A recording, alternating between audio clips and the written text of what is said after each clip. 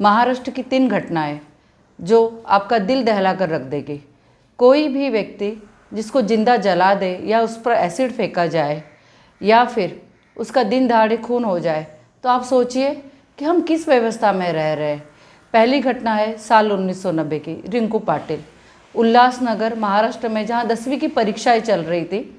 4 लड़के आते हैं और स्कूल के परिसर में उस बच्ची को जलाकर चले जाते हैं। पुलिस भी वहाँ मौजूद है, लोग मौजूद है, टीचर मौजूद है, प्रिंसिपल मौजूद है और इतने सारे स्टूडेंट्स, लेकिन कुछ नहीं कर पाते, उसको जलाकर कोलसा बना देते हैं।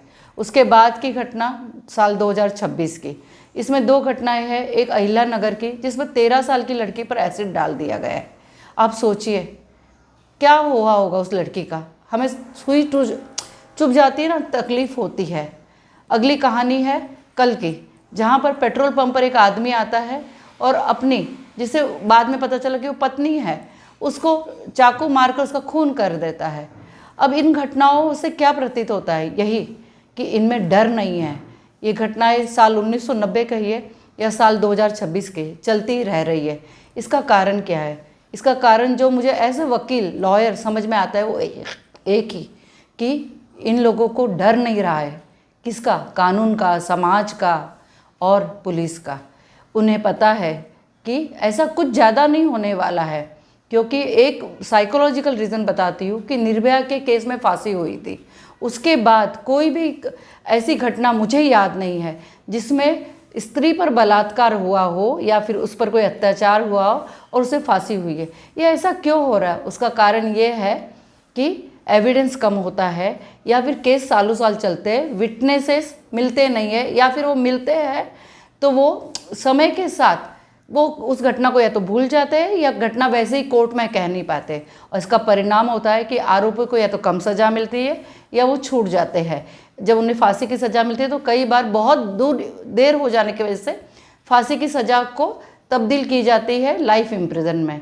अब इन घटनाओं को रोकना है तो क्या करना होगा? इन घटनाओं को रोकने का मुझे तो एक ही इलाज नज़र आता है कि जितना जल्दी हो सके इनका ट्रायल चलना चाहिए और इनको सख्त से सख्त यानी कि फांसी की सज़ा होनी चाहिए। मैं एक सिंपल उदाहरण देती हूँ कि जब आप ट्रेन में जाते हैं तो कई लोग इसलिए टिकट खरीदते हैं, कुछ लोगों की बात कर रही हो, कि उन्हें मालूम है वहाँ टीसी होगा। यही कारण हम यहाँ भी लगा सकते हैं कि अगर आपको मालूम है, रोज़ आप पढ़ेंगे कि फांसी हो रही है न्यूज़पेपर में, उसका साइकोलॉजिकल इफ़ेक्ट बिल्कुल समाज पर होगा।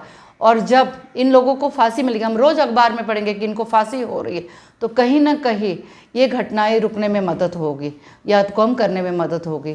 तो कोशिश हमें यही करनी चाहिए कि जब भी ऐसी घटनाएं सामने आए तो ऐसे समाज, ऐसे लॉयर, ऐसे महिला, आपको कोशिश करना है, ऐसा विटनेस, ऐसे कंप्लेनेंट, जब भी आपको मौका मिले कि इन लोगों को सज़ा दिलाने में आप सहभागी हो सकते तो कृपया होइए और इनको सख्त से सख्त सज़ा मिलनी चाहिए। फिर आप पुलिस के व्यक्ति हो, समाज के व्यक्ति हो, किसी परिवार के व्यक्ति हो, विटनेस हो या फिर जुडिशरी के व्यक्ति हो, इनको सज़ा दिलाना बहुत ज़रूरी है। नहीं तो इस समाज में लड़कियों का जीना दुभर हो जाएगा।